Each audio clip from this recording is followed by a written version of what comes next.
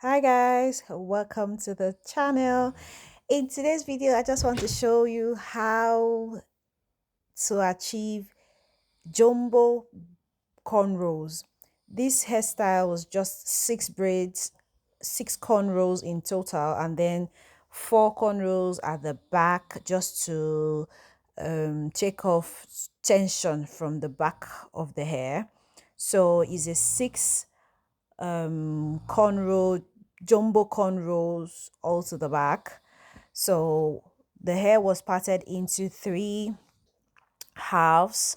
Each of these half had 2 cornrows on it, and with the help of the styling gel, the hair was able to lay flat, like slick down. I'll just like you to watch the video and enjoy and learn one or two.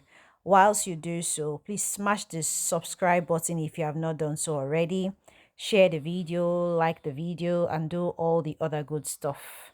All right, guys, I'll see you again. Until then, bye.